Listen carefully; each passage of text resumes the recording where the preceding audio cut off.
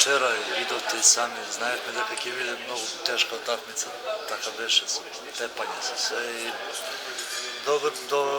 добро изигравме и нисмо пали под притисок, тоа е многу битно и види се да смо јака екипа. Издржали смо све и притисак и публику и играли смо сами против свих. Така да показали смо карактер, показали смо да смо стварно јаки, играли смо добро во оба правца и одбрана и напад. Така мислим да смо заслужено победили.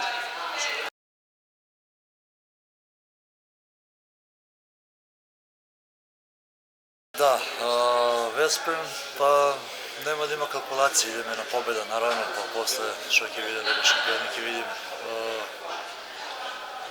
Така, као што кажем, нема калкулации, утре идеме на победа. Тоа биće тешко сигурно.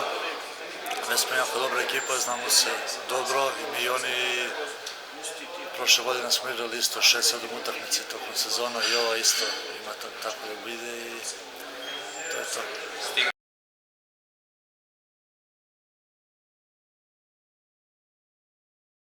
Па, Веспрем имају добри бекови, одлични бекови, може најбољи во Европа и имају добра одбрана, добар голман, стварно се комплетна екипа, прошлогодишни финалисти Лиги шампиона и има да биде многу тешка утакмица сигурно.